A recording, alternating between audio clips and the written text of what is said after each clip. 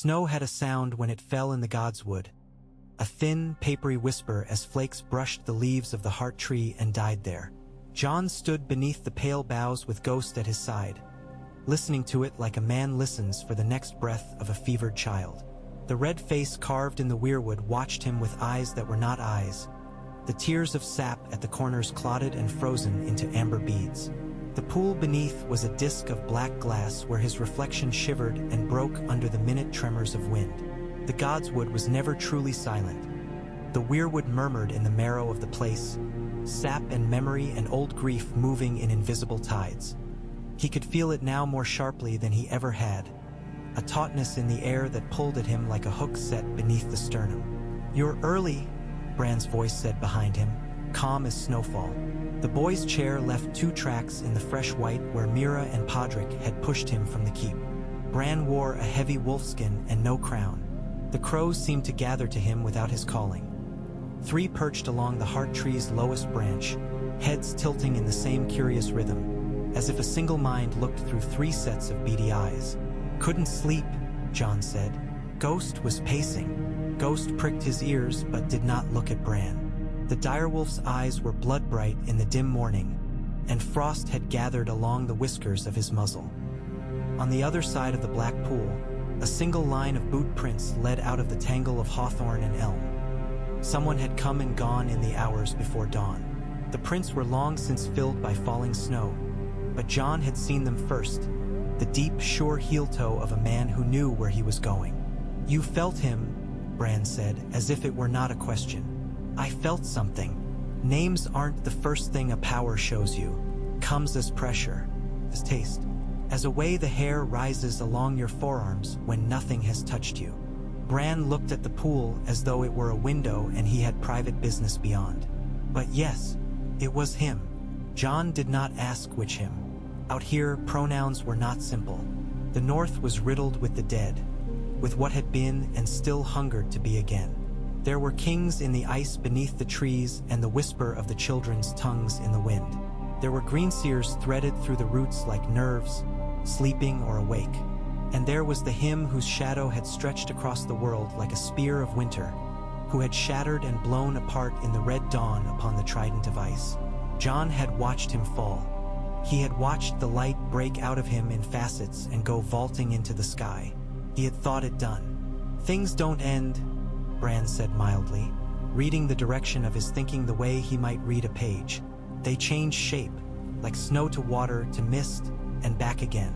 We were naive to think it would be so easy." John's hands remembered the heat of a dragon's scales like a fire scar that never quite cools. Drogon had carried him on a night of blowing ash out of King's Landing, when the sky was red and women screamed and the Tyrell Gardens burned like a second sun on the hill. He remembered a different heart then, a different fire, and how it had almost taken him whole. Ash had tasted like victory until it tasted like grief. Now the North tasted like iron and ice, like something swallowing slowly. "What do you want from me?" John asked the heart tree, not Bran. When no answer came but the soft crackle of freezing sap, he faced his brother. "What do you know that you haven't told me?" Bran's hands rested on the arms of his chair, pale and thin, the fingers stained green at the cuticles from oils and saps that Mira rubbed there. "Everything I tell you I take away from you," he said. "The future needs choosing, not obeying. But I can tell you what the past is asking. The past asks a lot. The past asks us to make good on old oaths." Bran's eyes, when he looked up, were not Bran's, no more than the Weirwoods were eyes. They were rooms with the doors taken off, full of weather. The first men promised to keep the balance. The Undulls broke it with steel and kingship. The Dragon Lords tried to fix it with fear. Fire for ice crude as trade in a market. But balance isn't barter. The trees remember how to bind. The dragons remember how to burn. One without the other is a broken ring. "The dragons are gone," John said, though that was not true. Not quite.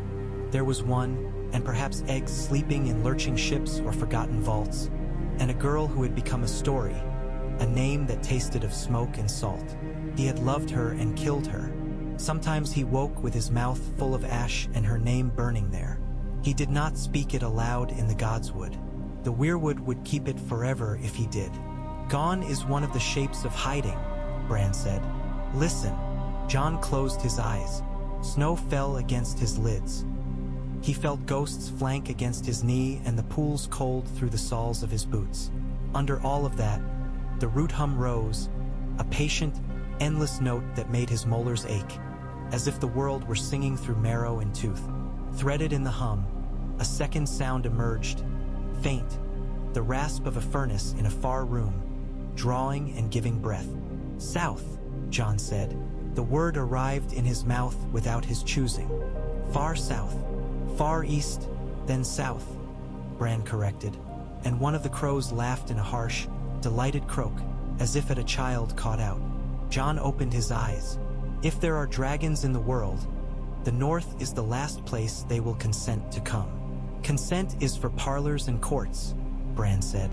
There is another kind of asking. You know it. The old wolves used it. The children taught it to us before we forgot we'd learned. I'm a man, Jon said, but even that sounded like a plea. Men speak to trees with axes, Bran said, gentle. But men can unlearn. The snow eased. A gray, thin light came due, WN through the branches, and in it the heart tree's carved face seemed not to scowl but to consider, a judge weighing. Somewhere beyond the gods would a horn sounded once, the clear, flat note of a watchman at the inner gate. Mira's breath ghosted in the air as she stepped forward and placed a small bundle wrapped in blue wool upon Bran's lap.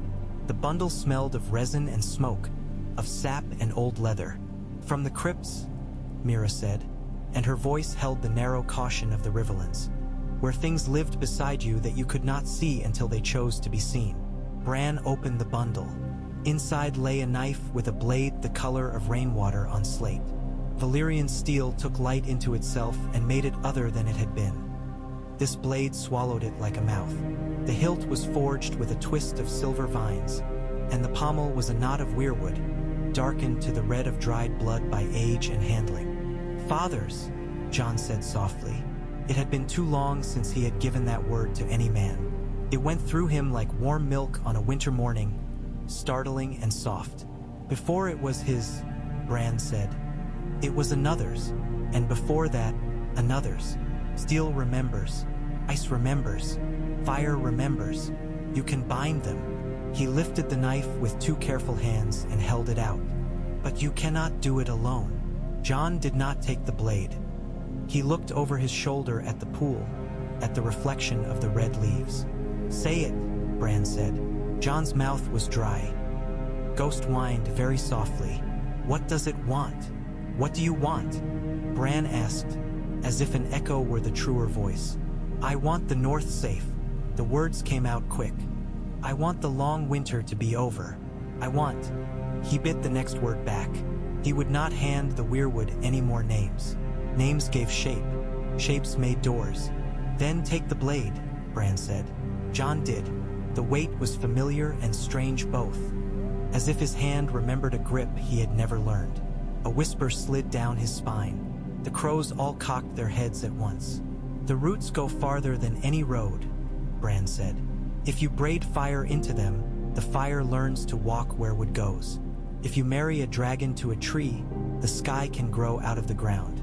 The children did it once in small ways. Saplings catching summer flame without burning. Wards that tasted of ash and left frost stinging on your lips. But they were too few. They needed blood that knew both songs. Stark and Targaryen, Jon said. The fact lay between them like a fresh grave. Bran did not nod. Wolf and WYRM. Ice and fire. You're not the first, but you're the first who remembers he is both. You won't tell me the other names. Their bones tell them, Bran said. Yours will tell you if you live long enough. Now go. Where? East, said Bran. As far as sky permits. Then south. The far cities where the river is smoke and the mountain has a fire heart. And men think the world ends at their shore because the fog will not let them see beyond. His eyes unfocused for a moment. There is a ship in White Harbor with a captain who owes no man and keeps his word. Sansa will give you letter and seal. Arya will give you a name when a name is needed. I will give you what is mine to give. What's that? Bran smiled. The trees. He closed his eyes and the crows spoke. A tumble of harsh syllables that was not birdsong but a language worn thin by long use. The air shifted. The red leaves trembled. And for a heartbeat Jon felt the roots of the heart tree move under the earth, slithering like great white serpents. The pool's surface puckered up in a circle and relaxed. It was as if the godswood had drawn breath. You have until the third moon wanes, Bran said quietly, eyes still closed. Then the old cold wakes in a new skin. It will not come with the storm this time. It will come as hunger. Winter's always hunger. Hunger without winter. A season that devours all seasons. Bran opened his eyes. Go! He went. The ravens lifted in a black gust as he turned, and Ghost slipped like a pale shadow between the trunks. Mira fell in beside him without a word, as if she had been tasked to his footsteps long ago. At the gate, Podrick bowed and did not say what was in his face. Jon did not look for Sansa. He knew where she would be, the solar where sunlight pooled even in deep cold, bent over maps with the maester and the steward, moving grain as if it were chessmen and men as if they were grain.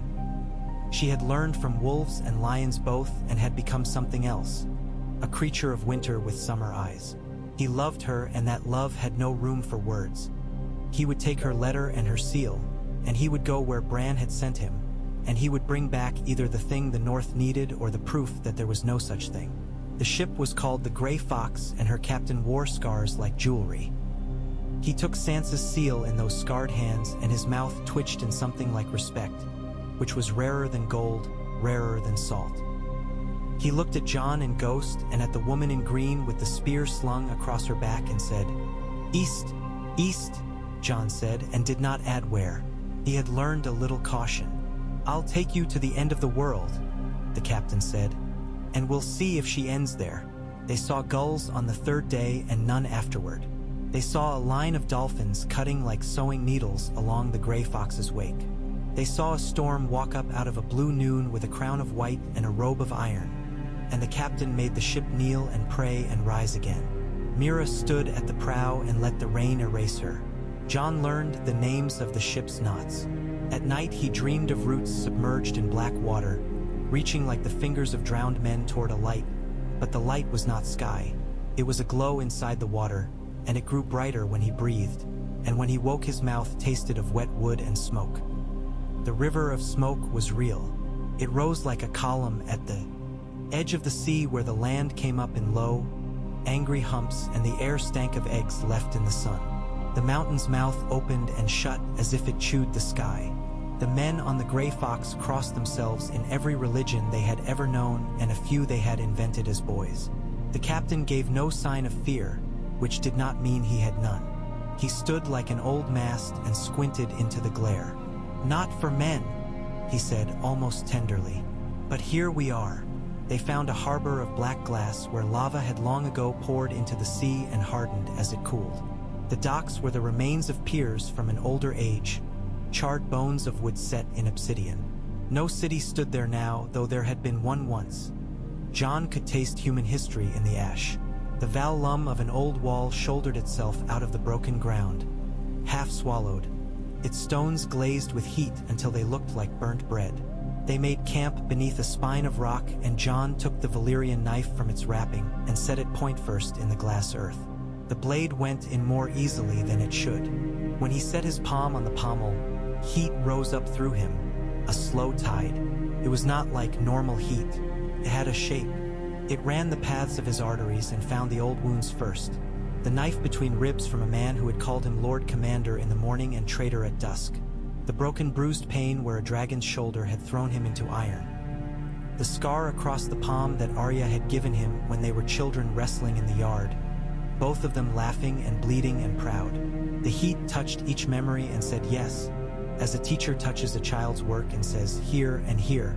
Mira built a small lattice of driftwood and set it alight with a coal from their cook fire. The smoke stung the back of Jon's throat, but beneath the wood smell was something else, sweet and cold at once, like snow made of sugar. He closed his eyes and saw pale bark. The knife hummed under his hand. "How do we bind what isn't here?" Mira asked, more to see which answer came than because she doubted there was one. "Roots travel where branches can't," John said, and only after did he hear his own voice and wonder who had spoken through it. He pictured the heart tree at Winterfell as it had been that morning. The red leaves like hands, the white trunk with its old sorrowing face, the pool black and patient. He pictured roots like sleeping snakes going down under stone and mortar, under crypt and river, under hill and beyond, joining a network of pale lines that threaded the north and south and farther still, under the narrow sea, under islands and sandbanks, under whales, under storms. He imagined the roots touching other trees that had been 1,000,000 hearts. He thought of the children's songs, how they had sung sap up through bark and memory down into rings, how their hands had been stained not with blood but with tannin and resin, and how their eyes had gone white and seen what the trees saw. He breathed. The mountain breathed back. The glow inside the earth pulsed like a sleeping animal's flank. The black glass beneath his knees warmed. Mira, crouched to feed the fire, looked up sharply and went still as a stalking heron. Ghost bared his teeth very gently, not from fear but recognition. The light rose. It came first as a dull red in the seams of the obsidian, spiderweb lines that brightened until they ran like veins of copper in the dark stone. The driftwood fire flinched and settled. Ash lifted, drifted, did not fall. John gripped the knife and saw, in the red lines running beneath the glass, the shape of a root. Not one, many, a tangle. He did not look at them with his eyes. He felt them with the part of him that could feel the Weirwoods' attention in his bones. He took that attention and reached. The first touch was pain, bright and clean, like biting tinfoil. The second was thirst. The third was a sensation he had no word for at first. Then he found one, hunger. "Careful," Mira said very low, like speaking to a skittish horse. "It wants," John said. "Everything does. If we feed it, it will grow." "Everything does," she repeated. He let the hunger come up into his hand and then into his shoulder and then across his chest, bracing for the way it would take him apart. But it did not. It waited. It had waited for a very long time. It had learned patience the way a shore learns patience. By being worn away, by learning there is no hurry when the design is endless. He remembered Bran saying balance isn't barter, and felt the truth of it slide into place. He took his hand from the knife and dipped 2 fingers into the little driftwood fire until they blackened. Then he touched those fingers to the weirwood knot on the pommel and pressed until the burned skin burst and bled. The blood sank into the old wood like rain. Something moved under the mountain that was not lava. The smoke rose differently, in a slow spiral, as if a hand he could not see had curled its fingers and opened them again. Ghost whined once and fell quiet. Mira said nothing. Her eyes were on the spiral of smoke as if it were a sentence she had been waiting her whole life to read. A shadow passed over the mouth of the hollow where they knelt. John looked up and saw wings. It did not roar. The dark shape slid along the slope and then resolved itself into body and fong and tail as it banked. A great black pennon against the pale sky. Its eyes were coals. It did not bear a rider. Its scales were not black the way night is black. They were black the way obsidian is, with the red of fire flickering far inside. Ash fell off it like dandruff as it circled and circled again, as cautious as a cat that has smelled milk and snake at once. It did not come down because it had been called by dragon men. It came down because the earth had called it, and the earth was speaking in a voice it remembered from before men had names for their grandparents. Drogon, John breathed, and the name cut him like a knife he had thrust into himself. The dragon cocked its head in the air. Something in the tilt, the careless surety, bore the echo of another day, another brightness. He had ridden once where no man had a right to ride. He had held to life while the wings beat and beat. He had fallen into hell and climbed out again with ash in his lungs and a woman's voice in his ear like home. He had ended that voice. He had broken that home. The dragon's head swung, the red eyes fixed on him. "Careful," Mira said again, though now the word was for the dragon as much as for John. John did not stand. He cupped the pommel of the Valyrian knife in both hands as if it were a cup that would spill if he moved too fast.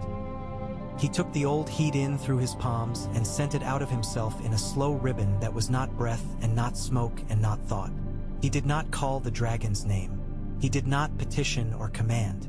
He offered. A hearth burns because someone feeds it wood. A tree grows because it takes what the soil gives it. An offer sits between those truths and waits. The dragon came down. It landed beyond the black pool of a cooled lava hollow. The weight of it a thump in John's bones. It folded its wings with a leathery whisper and set one foreclaw on the obsidian as if testing the strength of an old stair. Its head lowered until the hot, ash-sour breath washed over John's face.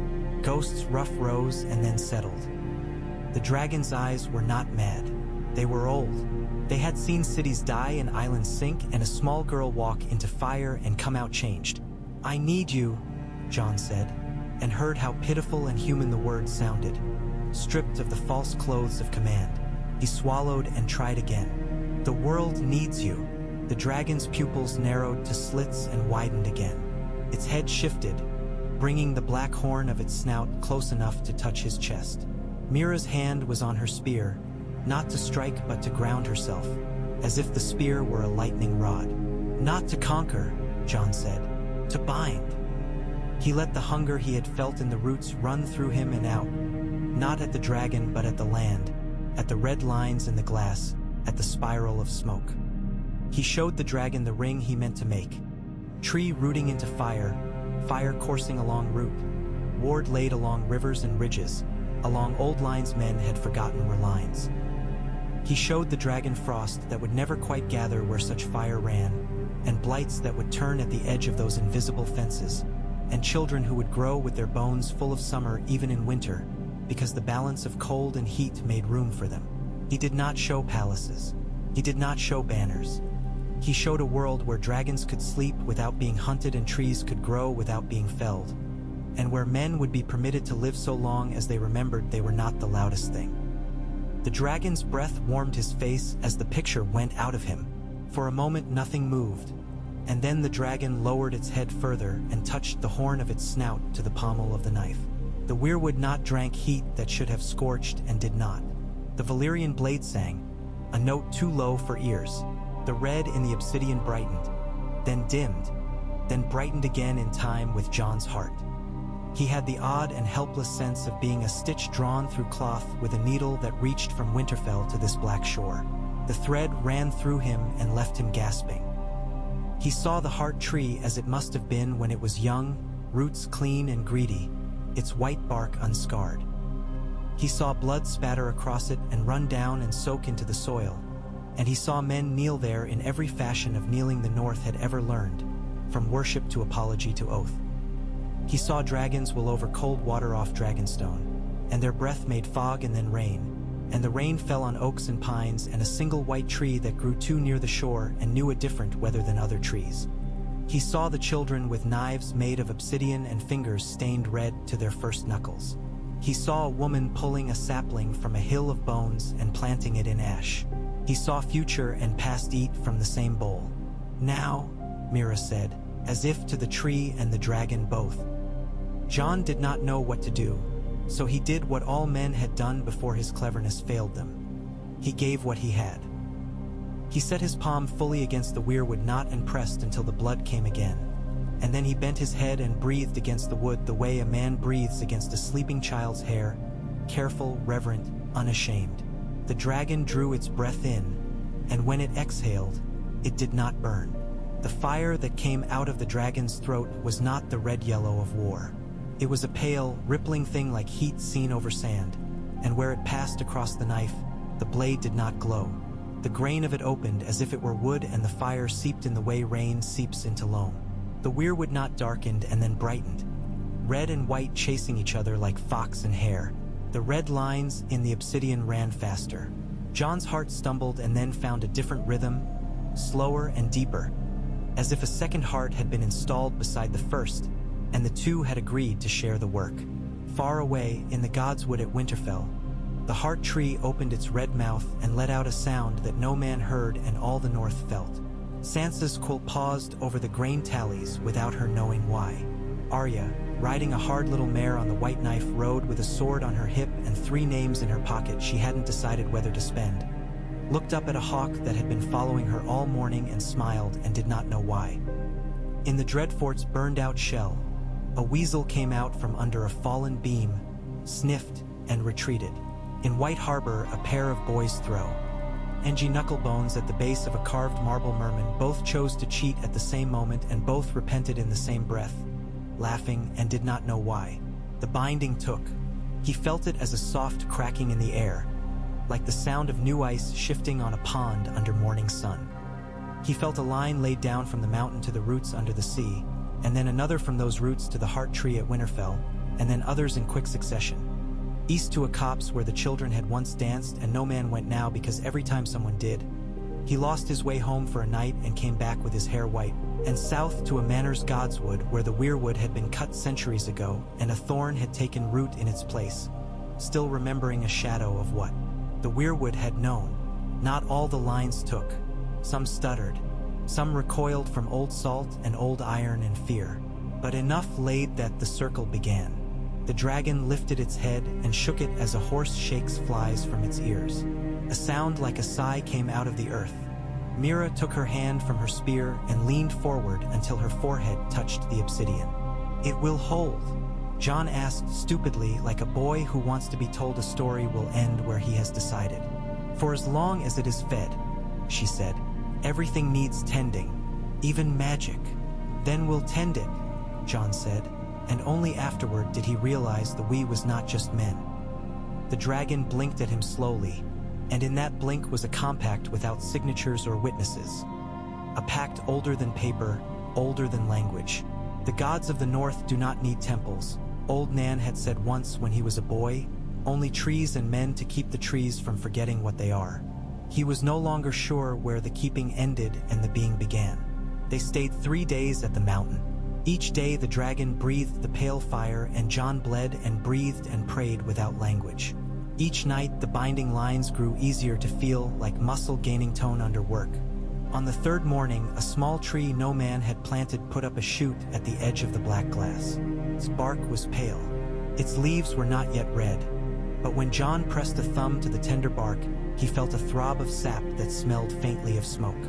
Mira cut the bark lightly and caught 3 drops of the sap in a cup. She brought it to Jon and he drank.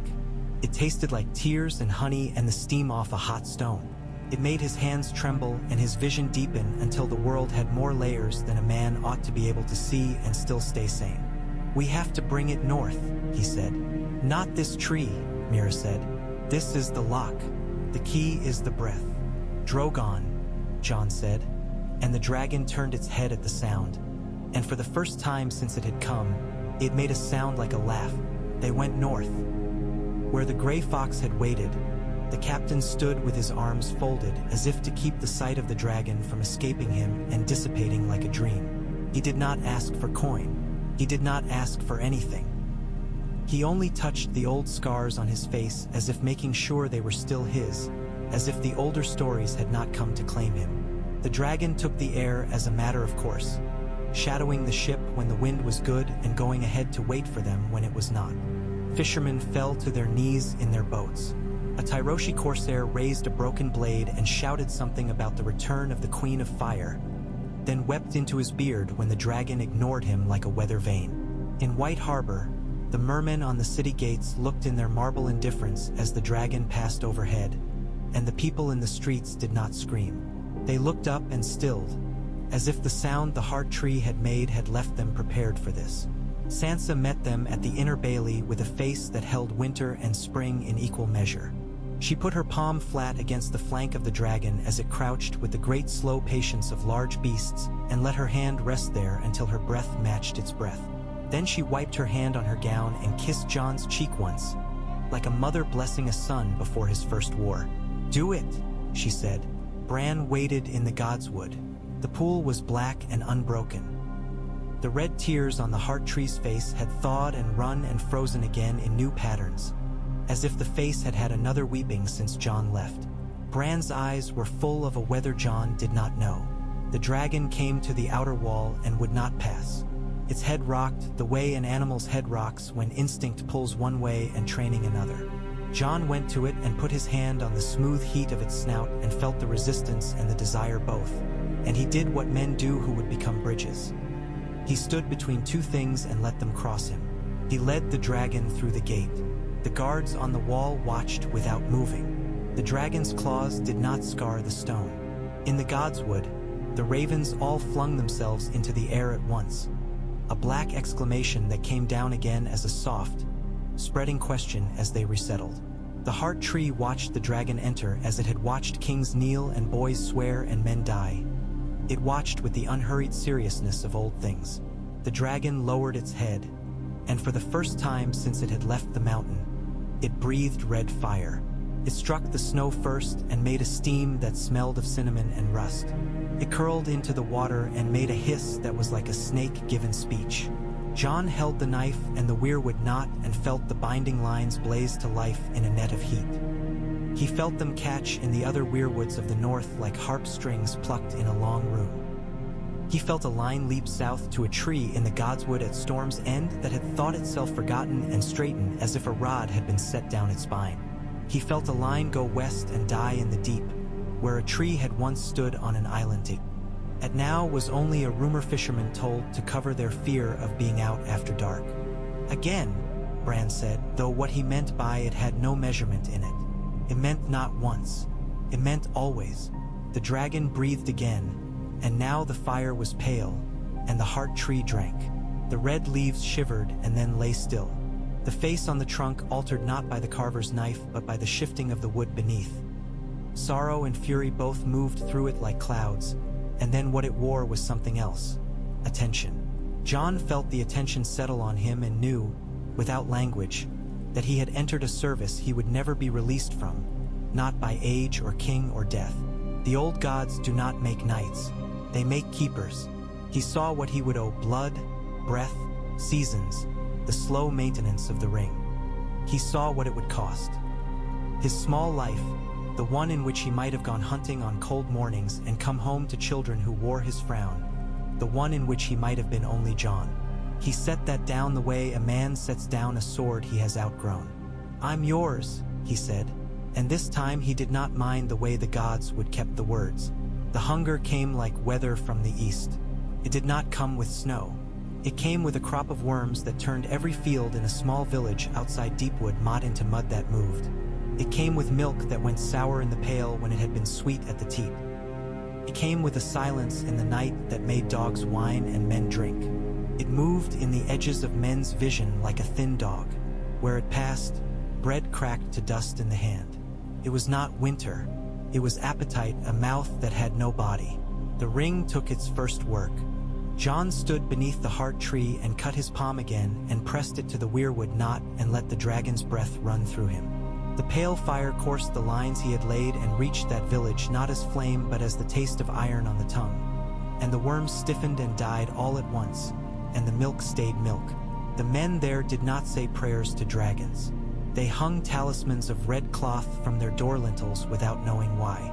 A child drew a picture in the dirt with a stick, a tree with a mouth and a bird on its branch, and then laughed and scuffed it out. The hunger withdrew, cheated of a meal that had not yet been made, turned elsewhere. The ring turned with it.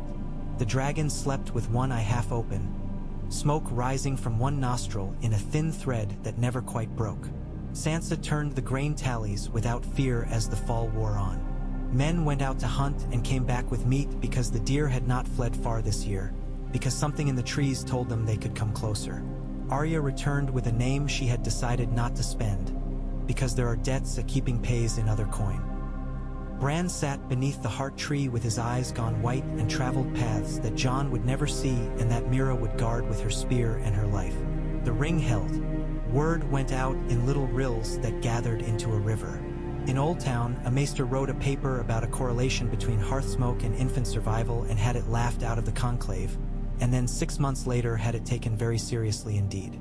In King's Landing, where a new king was trying to be a good king and only sometimes remembered his mother's lessons, a septon preached a sermon about true balance and was told he was dangerously close to heresy, and then found that after he was told this, people began to listen. On Dragonstone, a gull made its nest in the angle of a stone dragon's wing, and hatched 4 chicks, though the wind never stopped blowing. In the summer isles, a woman woke from a dream of red leaves and wrote a poem that every child would learn by heart within 3 generations because its rhythm matched the pulse of trees in rain. It did not end. He had known it would not.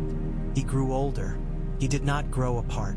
Men came to Winterfell for bread and for judgment. They went away with both, and sometimes they went away without either and died, because keeping is not kindness, it is balance, and balance says some must fall to hold the rest. He did not spend names. He did not call down fire upon men. He called it into trees. He walked the godswoods of the north with Ghost at his side and the knife at his belt and the smell of smoke in his hair. And when people spoke of him, they did not say king. They said keeper. They said bound. They said the trees are warm now when you put your cheek against them in winter. Have you noticed? Once, not long before the 3rd winter after the binding, he stood in the godswood at dusk and felt the ring quiver with a pressure from far east, air like a held breath before a shout. The dragon stirred and did not quite wake. Bran's hand tightened on the arm of his chair until his knuckles went white. "What is it?" Jon asked. "Another hunger," Bran said. "Not cold, not heat, not heart. A hunger for noise." Jon frowned. "What eats quiet?" "Men," Bran said, with a rueful curl of his mouth that was both too old and perfectly young. "But we will teach them to listen." They did. Not with laws, though Sansa wrote those. Not with steel, though Arya taught that. Not with fire, though the dragon breathed it. They taught with the ring, which kept nothing and no one and yet held all. They taught men to put their hands on trees the way they put their hands on their children when they woke weeping in the night. They taught men to leave an apple on the roots in gratitude and to take only 3 apples from the branch, not 4. They taught men that some fires ought not be built and some ought never be allowed to go out. Bit by bit, the hunger for noise learned to want something else. Want patience. Want pattern. He dreamed less often of Ash. When he dreamed that dream, he woke and went out into the godswood and pressed his forehead to the weirwood and said her name once, under his bee. Wreath, and the tree did not keep it this time. It let it go into the night like breath in winter, and Jon watched it vanish and come back, until it was only a rhythm, until it was only the pulse of the ring. On the day Mira died, old and dry and smiling into the sky as if something very funny had been said in a language no man spoke anymore, Jon cut his palm and pressed it to the weirwood and said thank you without words. The dragon lay with its head near her feet and made a sound like a bellows, in and out, until the breath stopped. Later they burned her spear and set the ash at the base of the tree, and the next spring the red leaves came a week early where it fell. Snow fell in the godswood the way it had on the day it all began, whispering against the leaves. The pool was black, the ice thin as paper. Jon stood with Ghost at his side and felt the second heart he had grown pacing with his first. The dragon slept. The ring thrummed. Men quarreled in taverns and made up and forgot why they had quarreled. A boy in the rills told a story about a wolf and a tree and a fire that did not burn and got the ending wrong, and it did not matter. Balance is not a stillness you reach once. It is a dance you keep dancing because the music never stops. Everything needs tending, he had been told, and he learned that tending is love with dirt under its nails. He looked up at the red face carved into the white and saw that the mouth had softened again, or his eyes had learned to see it so. He took the Valyrian knife from his belt and set it point first in the ground at the tree's foot. He pressed his palm to the weirwood knot, which had gone smooth with his use, and bled his drop. He breathed upon the bark. He knew now the scent of his own breath in the tree the way you know the smell of your own house when you have been gone too long and return and your bones sigh and say yes. This, far south and east, beyond men and names, the mountain with the fire heart breathed in the same rhythm. Between them, roots and light and wing and winter and all the small lives that go on in the shelter of a kept thing, unseen and not unimportant, moved as one. The dragon turned in its sleep and put its chin on its foreclaws like a tired hound. A raven settled on the heart tree's lowest branch and tucked its head beneath its wing. The snow's whisper was the same as it had always been and nothing like it had ever been, because he had bound a new song into it, and the song would last as long as men kept the dance, as long as the dragon kept the fire, as long as the trees kept the memory, which is to say, longer than any man, not longer than love. Night came on soft, inaugurating another vigil in a long unending. John stood the way a man stands who has found the thing that will ruin him and save him at once, and he smiled, and Ghost leaned his weight against him, and the world turned beneath a sky full of old, bright eyes. The morning after the snow sealed Mira to the roots, a wind came down from the high moors that smelled of rain with iron in it, as if the sky had bled somewhere out of sight. Ghost took it in, nostrils flaring, ears pricked. The hair along his spine rose and settled, like grain in a gust. John felt it as a thin humming in the second heart he had grown, a tremor that came from no man's step and no horse's hoof. The God's Wood did not shudder. It listened. He stood until the wind had spoken all it meant to speak, and then he went to Sansa. She was where she always was when weather turned strange. At the long table, elbows on old oak, a map unrolled beneath her fingers and a cup cooling at her left hand. Her hair was braided down her back like a banner hung for a feast and forgotten there. The steward, a spare man with a scratchy beard and a head for numbers, spoke in a careful stream about stores and salt fish and the way river ice would alter barge traffic. And Sansa nodded once, twice, each nod a coin paid into an account that always balanced by season's end. She looked up when John entered, and that was a coin too. "Another hunger?" she asked before he spoke. "Not like the last," he said. "The wind tastes rot." "Rot how?" As if a man had taught it something. He took the chair at the end and set his palms on the table's age-polished wood. "Do you remember the steel the smiths in White Harbor made the first time they mixed river sand with northern ore and said they'd found a new temper? Do you remember the sound it made when you struck it with a hammer? I remember I had a headache for 2 days," she said, and for a heartbeat the girl in King's Landing flickered through her like sunlight on a well's surface. "The sound went through bone. You feel that now? In the trees, far east of the Dreadfort ruins, past the weeping water. Bolton Land." She did not spit the name. She did not honor it either. She set 2 fingers on that corner of the map and left them there, as if weighing a small thing. "It was," John said. "Now it's land that remembers being Bolton Land, and men who don't know any better still act as if that means something. Someone is cutting a woods there, but they're not cutting like men do when they need shelter or fuel. They're cutting clean circles. They're burning the stumps with oil. They're laying iron chains between the circles and inscribing marks in the ash." "Maester Ilarion," Sansa said without looking away from the map. He grimaced as if someone had stepped on his ledger. "I'm a poor wizard," the Maester said, "but I can see a sigil when it's been spilt on my apron. That's a binding discipline, not one the Citadel teaches." He hesitated, then sighed and lifted a thin shoulder. "Not one it admits was ever taught." "Where did men learn it then?" John asked. "Where men learn most of what they shouldn't," Ilarion said. "From fear, from hunger, from those who whisper that balance is cowardice and that if the world is a beast you can tame it with a chain. There were movements once in the South, little covens that called themselves circles and knots and hands. They tried to yoke weirwoods to stone circles where no weirwood stood, to call blood up from rock and make it serve. Old Town turned its head and called it rural folly. I called it a bad wind even when I was still a boy with too much ink on my fingers and not enough sleep." Sansa looked at John. "Can you stop it?" "I can answer it," John said. "Stopping doesn't always hold. Answering sometimes does."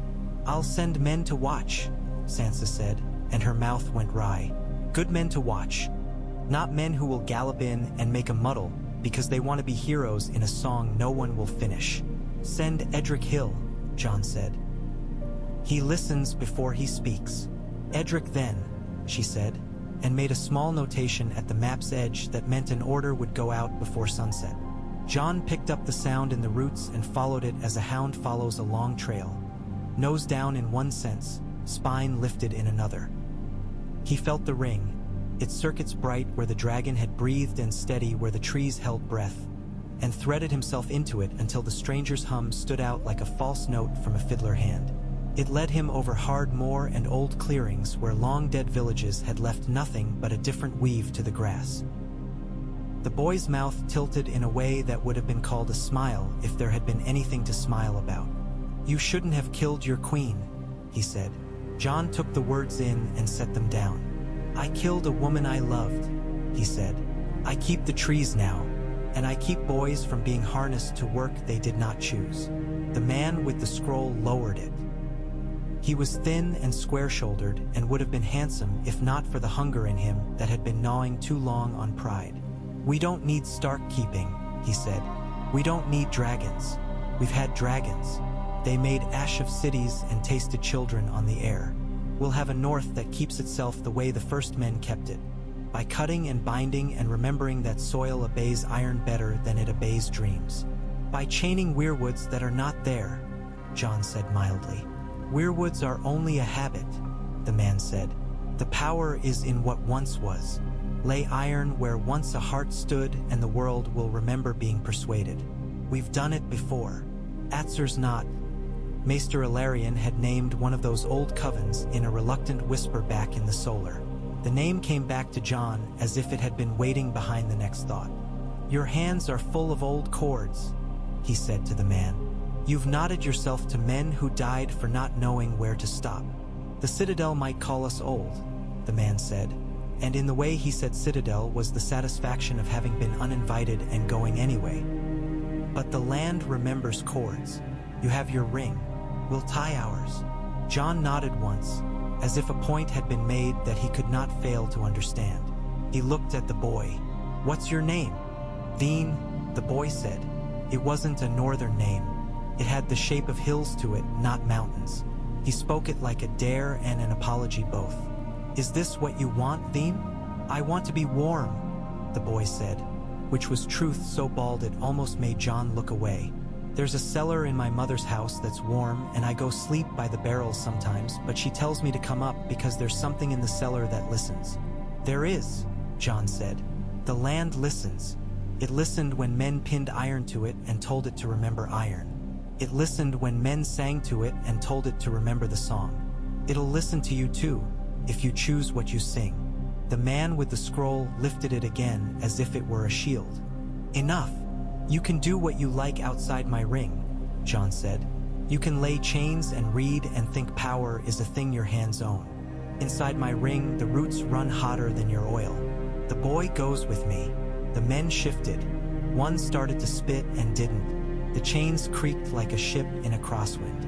The pale fire in the ring wasn't visible to eyes, but it was to bones, and it ran here with the quickness of bad weather.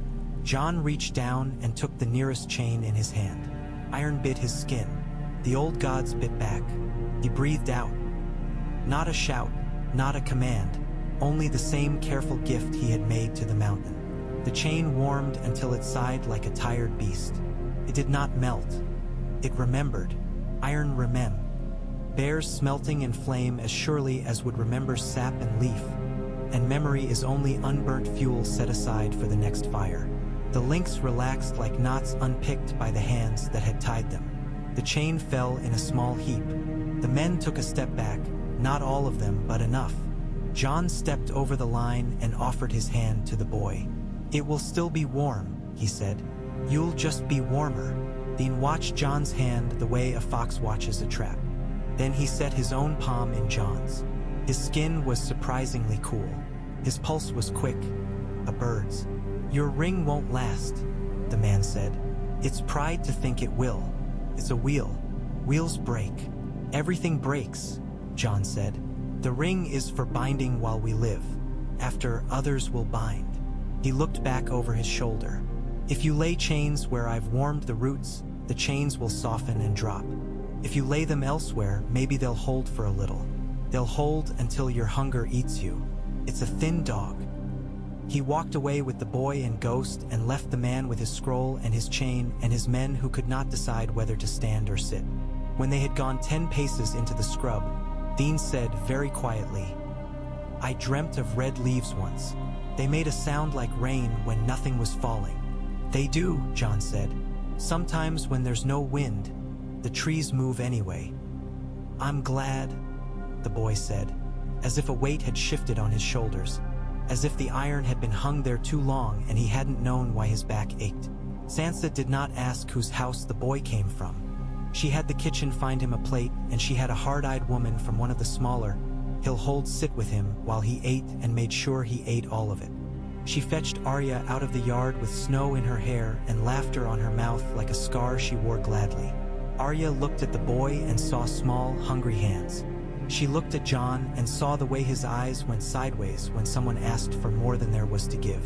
She took the boy to the yard and handed him a blunted blade that hadn't been meant for anything but boys of 6 to strike at straw with, and Dean took it in both hands like a prayer flag. "Don't teach him to cut," Jon said. "Then what does he hold it for?" Arya asked. "To learn weight," Jon said. "To learn how not to fall when something heavier than him wants to push." She turned the wooden blade in her hands and grinned. "I can teach that."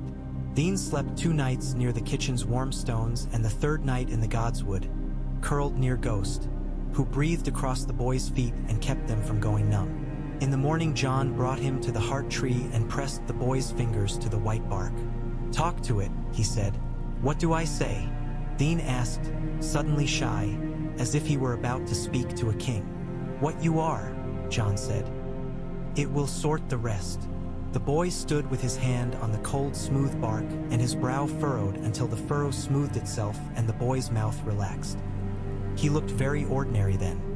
Every boy who had stood in a winter morning and breathed on wood and hoped the day would give him something he had not yet learned how to name. When he took his hand back, his palm was not reddened with cold.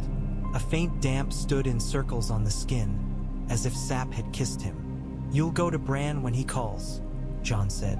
"You'll go when the trees call, even if Bran doesn't. If a man hands you a chain, you hand it back and say you're already bound. If he insists, you put it down somewhere he'll trip on it." Dean nodded solemnly. "Yes, my lord." "Don't call me that," Jon said. "Call me Keeper." "Keeper?" the boy said, and the word fit like a glove that had been waiting for his hand. The man with the scroll did not stop. He moved his circle twice, then thrice, as men do when their first failure feels like a mistake in placement rather than a flaw in principle. He found a small godswood where a weirwood had been cut long ago and a crabapple had grown in its stead, stunted and sour. He laid iron around it and sat a girl with hair the color of wet straw in the center and told her that if she focused very hard she would feel warmth. She felt something else, patience. She began to cry because she had not known that feeling before, because her life had been a list of things shouted at her that began with don't and ended with now.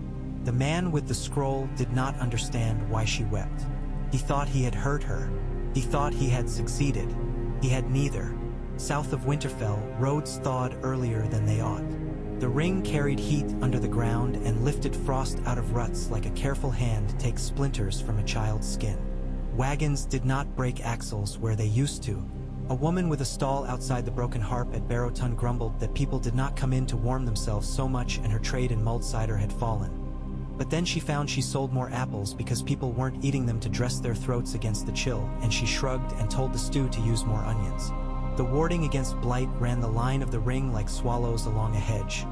It deflected and deflected again, learning the taste of each malice the way a tongue learns bitter and sweet. Crows nested earlier and kept more chicks alive. A company of free folk who had gone south after the walls falling and eked a home along the White Knife's west bank sent a skinny boy with a tattooed cheek to Winterfell carrying a leather pouch with 8 eggs in it, goose and duck and something small and speckled Jon didn't recognize. "When your ring passed, our hens started doing more work than our women," the boy said without a grin. "We can share." Sansa gave him a sack of oatcakes and a plain silver coin and looked him in the eye when she thanked him, and the boy went away wondering why his shoulders felt lighter. Not all was smooth. Balance asks for answer, and sometimes the answer pricks. Tea a little holdfast called Cold Kettle half a day's ride from the King's Road. A man took to laying heads of garlic over his door and talking too loudly about dragons stealing winter. He had a good horse, and in spring he traded 3 barrels of thin ale for the blacksmith's best long knife, which was more knife than any farmer needed. After harvest he told 2 men he drank with that the gods would felt warmed in a southern way, and that if a man were to lay hands on such a tree, he might find his soul burning like a candle he had not meant to light. The men nodded because they drank his ale for free and he spoke loudly, and because sometimes men nod when the loudest man in a room needs a wall. One day he took his knife and 2 kegs and went into the God's Wood at his own hold.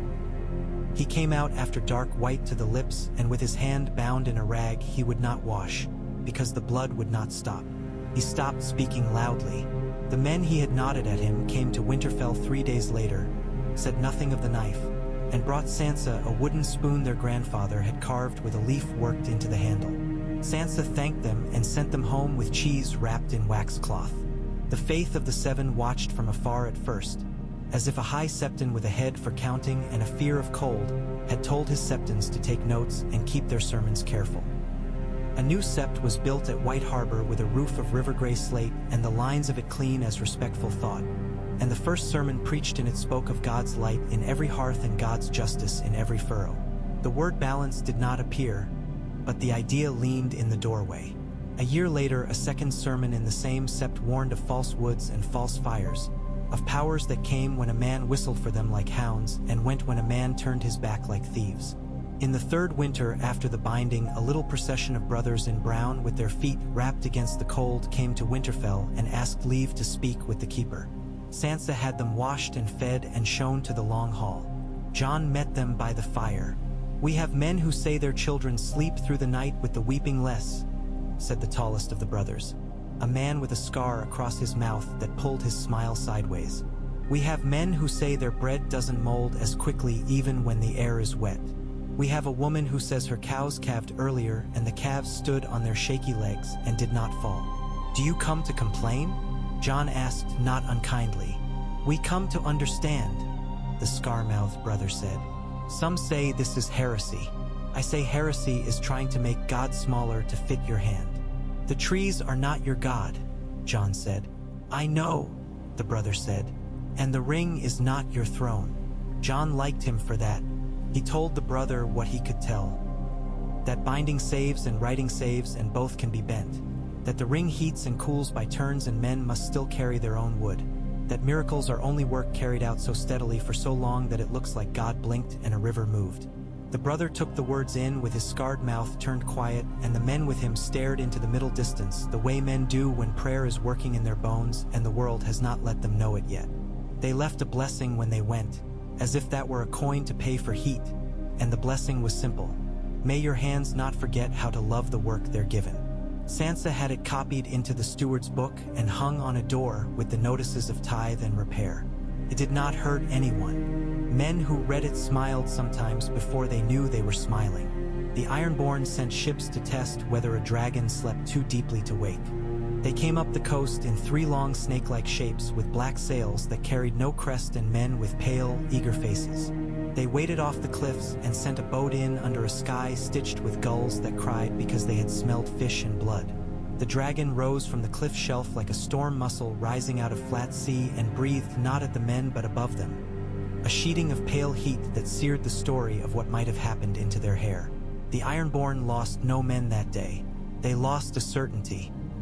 They went home and told tales in halls that tasted of salt and old judgment. And a girl on pike with hair like dried kelp and a laugh like a gull's began to wonder whether kings of salt and rock might one day kneel in a god's wood to ask for fishing luck. She did not live to do it, but her daughter did. Bran's eyes whited more often. He went farther than he had once dared. He returned each time less surprised by time's trick of being all at once if you looked from the right height. Once he woke in his chair and said, "The children are thinner. They sing like men who have been singing too long without water." And Jon felt a pain not his in the back of his mouth, metal and root. "They ask for a meeting." "Where?" Jon asked. "In your father's woods," Bran said softly, and the sorrow in his voice had a clean edge. "Under the hill where the crypts end and the stone becomes old and remembers being bone." They went at dusk and took no torch. Ghost went ahead and his white vanished into white. The God's Wood was quiet with the quiet that comes before snow, a soft-held sleeve of silence. Beneath the green-scabbed stones at the crypt's end where old air breathed like a sleeping animal, the ground opened into a long, low place with a roof supported by roots thicker than a man's chest. Water dripped from some unseen seam. The smell was rich and loamy and not unlike the smell of a newborn's hair.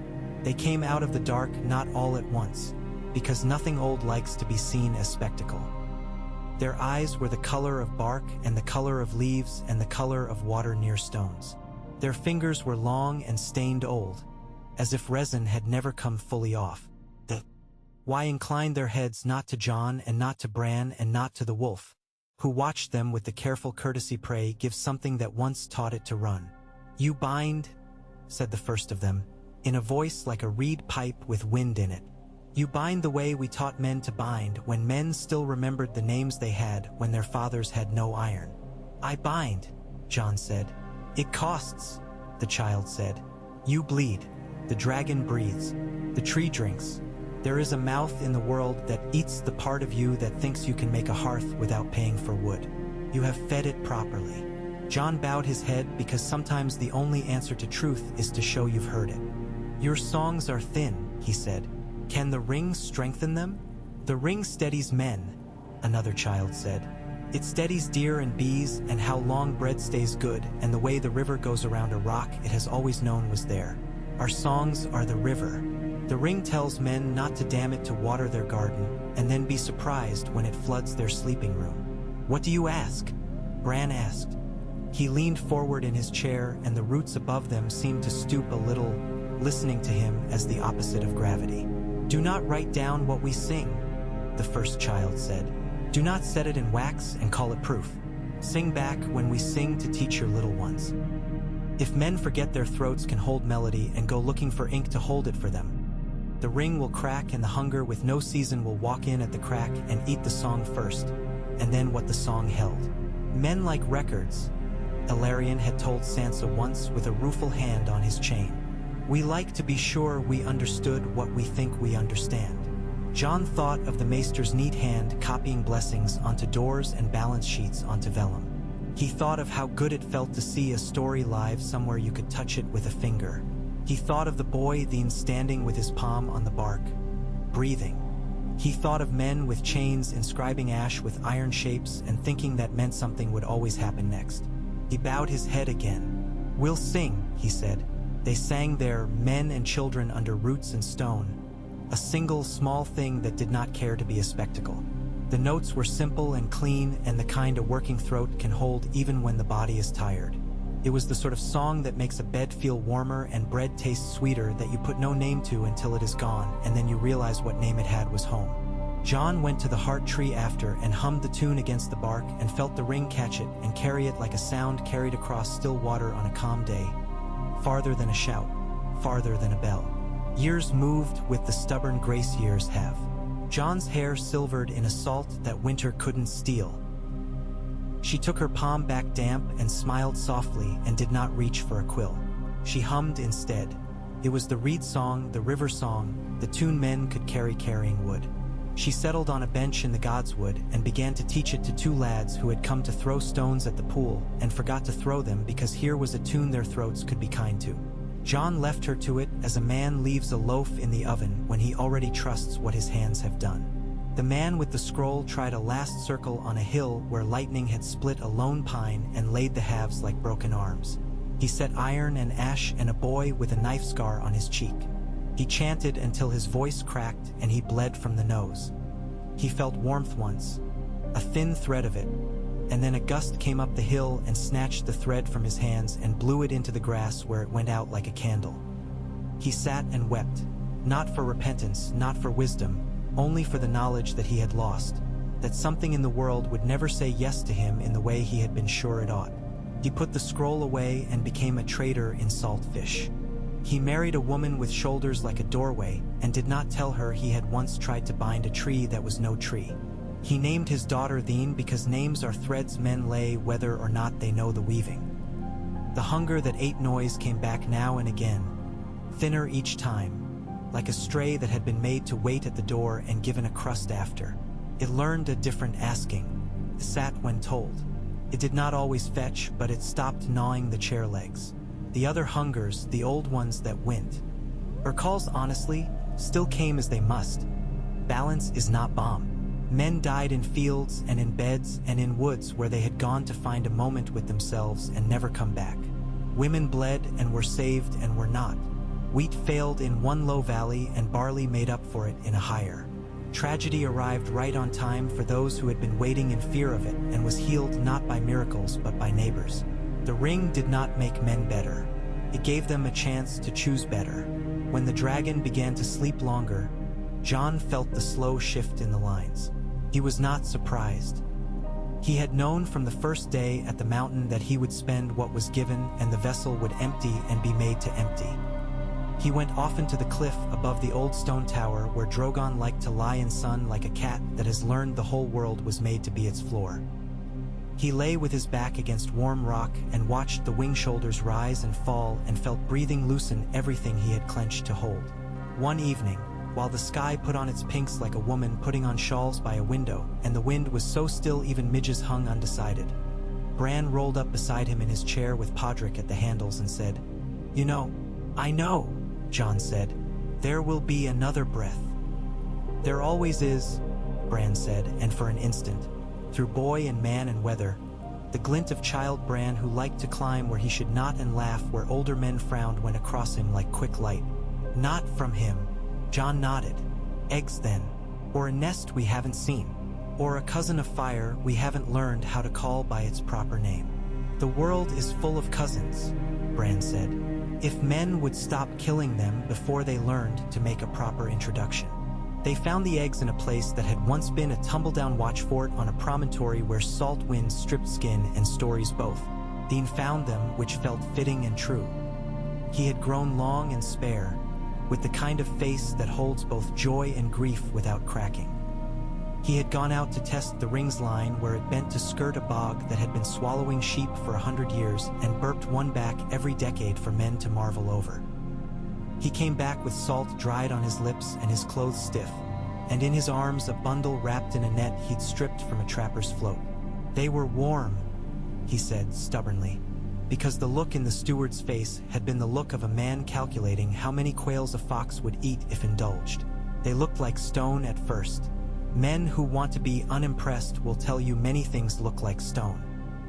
When John took one in both hands, he felt its patience the way men feel the patience of a woman who has decided to outlive her husband because spite is a kind of love, and he grinned without meaning to, a boy again with stolen bread under his tunic. He took it to the godswood and set it at the base of the heart tree and pressed his palm to bark and breathed. He did not bleed that first day. He did not breathe the second. He breathed the third. On the 6th day, when the light between leaves was green and old, something inside the egg shifted its weight as if turning to see who had come in. "Will they eat the world?" Sansa asked that night when they sat together with bread and cheese and nothing left to say that would be of use and everything left to say because they were siblings and had begun and would end that way. "They will eat what we feed them," John said. "So we'll feed them what the world can bear." She nodded and looked a long time at her hands. "Sometimes I think of a hall with no more accounts. No layers. No men with hats in hand. An empty table and a full day with no decisions and a single apple and nothing else." "You'd be bored by noon," John said, and she laughed and wiped at her eyes with the back of her hand in the way she had learned in places where she had not been allowed to let men see she had cried. "When I die," she said, "keep the red leaves from blowing off my grave." "The red leaves don't blow off," he said. "They visit the ground and the ground feeds the tree, and the tree keeps the air busy with stories." "Then set me under a busy part," she said, and if there was fear in it, he didn't hear it. There was a kind of relief that comes when burdens have weight and the arms that carry them know the shape. The eggs hatched in a week that had too much weather in it for any man to be comfortable. Lightning came without thunder and thunder came without rain. Salt tasted like honey and honey like tears. Cows calved twice and a woman laughed at both births and said she had never learned to do anything only once. The first egg split along a seam that was not a seam until it was, and the creature that eased out was a slick, wet, panting thing the color of river stones in a fast runlet. Its eyes opened the way doors open on hinges that have been oiled properly by a man who knew he'd have to open them in rain someday. It sneezed, and the sneeze was a gust that made the water of the pool stand in rings to its edge and come back. The second egg hatched a day later, and the third did not, content to be patient. John did not rush it. He set his hand on it sometimes and felt inside it a thought like a held breath and was content to let it hold. The first two learned to sleep in the gods' wood with their heads under their wings, as if nothing in the world could surprise them. They did not burn anything by accident that men minded. They burned a dead branch and a wasp's nest that had been making men curse in a stable for a month, and a patch of windfall apples that had gone over and were no good for anything but cider that would have tasted of rot. They breathed pale heat on the ring when John asked, and the lines brightened with a young thing's enthusiasm. Children came to watch them at dusk and forgot to be terrified because the young are terrors themselves and recognize their own kind. Old men stood along the low wall at the godswood's edge and said nothing, hands on stone, eyes wet in the corners, because sometimes the world gives back something you thought it had kept too long and greedily, and you are ashamed of having doubted it even a little. The third egg cracked on a morning when frost kissed the grounds and lifted by mid-morn as if embarrassed to find itself out of season. The creature inside was smaller and darker, and when it yawed open its mouth, the breath that came out was not pale heat but something else, a shimmer like air above a summer road. Where it touched bark, the bark woke as if from a good dream, and sap ran truer. John laughed aloud like a boy and clapped his hands exactly twice and then put them on the egg shard as if to thank it for its patience. The little dark dragon blinked at him and sneezed as if to say you're welcome. Now bring fish. News went out because news always goes out, on boots and in birds and with women who can't help themselves for talking in markets about what the world has given or taken. Men in Old Town took notes until their quills went dry. A prince in King's Landing wrote a private letter that began with "My dear sister" and ended with "Keep them warm, I beg you." A raider on the stony shore told a story in a hall with sea fire burning blue in a low dish and laughed too loudly, and then fell quiet because something in his chest had loosened and he did not know whether it would hold if he jarred it. A woman on Skagos who had never left her island and did not intend to began to sing into a cliffside cave at dusk and found her voice came back to her rounder than she'd sent it. Not all men greeted gifts with grace. A lord in the rills wrote that the ring had made the ground too soft for his cattle, and that he would fence his godswood and charge a penny for entry to pay for the extra hay. John rode to him with ghost and no banner and sat with him in his long room that smelled of hides and spoiled wine and listened until the man ran out of cleverness. Then he took him into his own godswood and set his palm on the bark and asked for the patience that had taught him to hold two fires in one world and not be burned. He spoke low. He spoke of ledgers and of old men's bones under roots and of what fence posts have always known. That the world is only yours in the hour you stand it, and that your standing there is the work and the grace. The Lord wept a little messily. He opened his godswood. He charged no penny. He died a year later from choking on a bone at table, and his wife ran the hold with a clean hand and a better laugh, and the fence posts did their old work against cows and men forgetful of where they were going. And no one minded much that the hay bill had been higher for a season. The 14th year after the binding, on a day when sun laid itself along the walls like a cat and the air had the kind of softness that makes men forgive too much, a rider came in hard from south and shouted that the wall had coughed. It wasn't a word men used about walls, and so the shout went farther than if he had said fallen. John went out to the yard and looked at the rider's horse's flanks because a horse tells the truth of the story if the rider's mouth is too busy. The horse was blown, yes, but it was not dying. The rider had stopped to water it. He had a conscience and knew how to steward breath. John put a hand on the man's knee and said, "Tell it plain." And the man told it. The wall had coughed at the little place where black brothers still kept their stubborn fire because they had not learned how to not do a thing their fathers had done with pride. The cough was a sound in the stone and the ice, a settling, a clearing of throat after sleep. It did not crack. It told the men who stood listening that it remembered them, and they had fallen on their knees as if it were a god and not a work their grandfathers' grandfathers and everything older had done together. Something had moved inside it, a breath. It had breathed not cold but clean.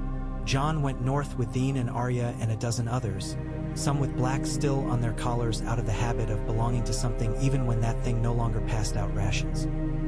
He took the young dragons along because it felt wrong to leave them and because wrongness is a teacher when you put your hands on it. The wall was as it had always been, which is to say it was itself and nothing a man could sum with a word. Men had carved words into it anyway at the lower reaches, names and claims and prayers shortening long. John stood with his palm on it the way he stood with his palm on bark and felt a buzzing like a hive very far away. It ate something it had been saving, Arya said, her head tilted, listening with whatever in her listened to steps behind her and breath held too long and the way a boy's eyes flick when he says he's going left and goes right. It ate Frost. Then it will be hungry, Thene said. We'll feed it the way we always feed, John said. With breath, with blood when we must. With the truth that men do not own the world and the world doesn't own men, and that whatever lives at the seam is where we should stand and make a bridge. They slept in the old ranges and cooked oats and laughed like boys and girls where once they had been made to be men too soon. In the night the wall murmured, a long, low sound like old stories being turned in their sleep. In the morning John laid his palm on the ice again and breathed into the ring and asked it to hold the old line, to run its heat low and steady, to let the world remember this particular keeping. The young dragon stood shoulder to shoulder and exhaled in 3 small heaves of heat that ran along the base of the wall like a cat along a bench, rubbing scent where it belonged. The ice did not melt. It glowed in its own fashion, a deeper blue, as if pleased to be noticed for itself and not as symbol or terror. They walk. Ed that day to the dead gate where ghosts had walked out in years men tried now to count as story. They stood in a semicircle and said nothing for a long time because silence is the right offering in some cathedrals. Then Arya reached out and put her palm on the gate and hummed the reed song under her breath, so softly that John would have missed it if the second heart hadn't pricked. And Thene took it up, and the dragons exhaled a little like laughing, and the wall did not cough. It sighed, as if the world's lungs had opened a little more. On their way back south, they came upon a village where men had been unkind for too long. It was a mean place with mean fences and a stream someone had tried to claim by hammering boards across it with words like mine scratched into the planks. The boards had warped and the stream had laughed and walked where it wanted anyway, which had made the men meaner, because failure makes men reach for hammers. They saw the dragons and first they lifted their old knives and then they saw the way Arya sat her horse and the way Thene walked and the way John wore his knife in his breath and they set the knives down and tried their mouths instead. "You'll keep your fire out of our woods," said a man with a face that had been pinched at birth and pinched more by life. "We've had enough of warming and not being asked." "We ask," John said. "We always ask. Who answers?" The man demanded, because sometimes men ask questions they do not want to hear an answer to. "Trees? Wolves? Stones? I have to put my hand to a thing and see it in front of me and drag it to my table and cut it before I call it mine." "Then put your hand to this," Arya said, and she wheeled her mare and laid her palm on the poor fence post nearest the stream. It was a new post, badly set and insecure in the earth. She pushed and the post gave an inch and then steadied, as if embarrassed at its own wobble. "You set this. You can set it better. That part is yours. The stream's part is not." "You speak like a priest," the man said to John. The word nearly curled like spit in his mouth. "I speak like a keeper," John said. "Do your work and leave the world to do hers. You'll find you sleep more. And when you don't sleep more, you'll at least know why you're awake." It was not the kind of lesson men like to hear, but the world taught it anyway, with or without John. They left the village with no blood offered, no oath demanded, no tithe taken. Weeks later Sansa signed a small order for lumber to be sent discreetly by a cousin of a cousin whose name few remembered without effort, and the fence posts at the village along the poor stream became less poor. No one sang about it. No one kept a tally on a wall and marked it as a victory. Bread tasted steadier in that place. That was answer enough. Years layered themselves like the coats a careful man wears to step out into a winter that might have a bite in it. John's shoulders rounded a little from work and from no longer needing to square against every wind. Ghost went white around the muzzle and slept more, but when he woke to run he still ran like a thought a man has in the middle of work that makes him go a little quicker. The young dragons learned proverbs. They learned that men drop fish when startled and that if you sit under the heart tree long enough every story worth hearing will pass. They learned that if they breathed too hard at dusk in the gods would. Candles in little blue cups would gutter along the walls of the hall and Sansa would send someone out to scold them in a tone that carried no real heat. And they learned to rumble a sound like apology that made children giggle and old men shake their heads and pretend not to smile.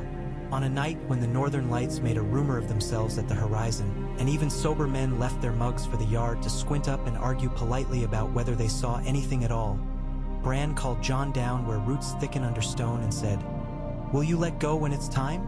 Jon did not ask what. He kept the ring with the patience you keep a yoke when the field still wants plowing. He didn't fool himself that he was the plow or the field.